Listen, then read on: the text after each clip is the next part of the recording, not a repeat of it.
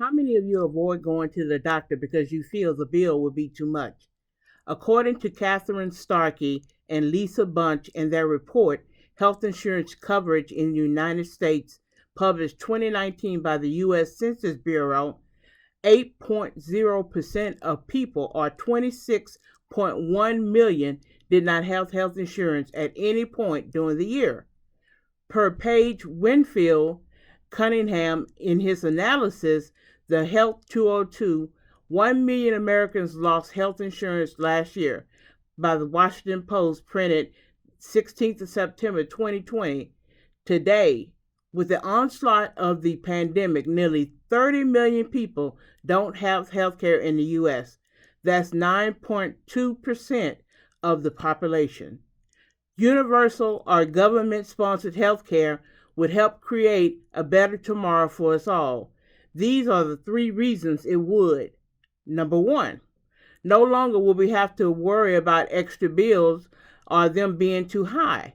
Number 2, we can go to any hospital or doctor, not just the lower cost ones. And number 3, places like France, Canada, and others have reduced the amounts people have to spend on medicine and emergency surgeries by offering universal health care. 3 reasons why universal health care is a good idea. The first reason, you won't have to choose between adequate health care or food. Many people in this country don't go to the doctor until their health is at the absolute worst or lowest.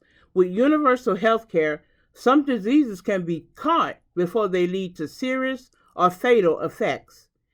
If you lose your job or get fired, you will not lose your access to health care.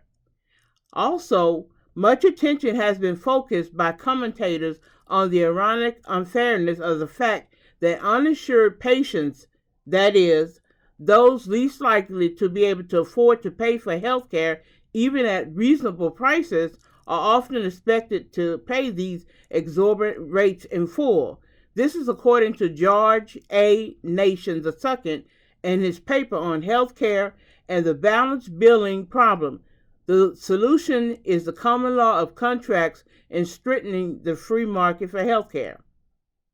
Number 2, all health care will be connected. There will be no need to fill out long forms anymore or prove you have insurance before you can be seen. Maury Dante and others in their article, U.S. Physician Practices versus Canadians spending nearly 4 times as much money interacting with payers in the Health Affairs Journal, doctors and staff spend a considerable amount of time contacting insurance companies for coverage. Doctors in the U.S. spend 4 times as much money as Canadians interacting with payers. To have a healthcare system like Canada, this would save U.S. doctors $27.6 billion per year. There will be no need to fill out long forms before you can see a doctor. The healthcare system will have all your information in a central place, and also, if you are incapacitated, the hospital staff would know what health issues you have and what medicines you are allergic to. The cost of healthcare is lowered since we no longer have corporate health companies charging patients to keep the cost of medicine high. Countries with universal health care have shown that the quality of life is better for all citizens. Number 3, countries with universal health care have shown that the quality of life is better for all citizens. They have a healthier workforce. Workers are less stressed about exorbitant doctor bills. People can get preventative care, which cuts the cost of emergency care. No longer will you have to use the ER as a PCP. Imagine a world where you don't have to be rich to get the best doctors. Healthcare should be offered to all, not just some. It should be a basic human right. The fact that approximately 34 million Americans do not have health insurance creates both practical and moral problems.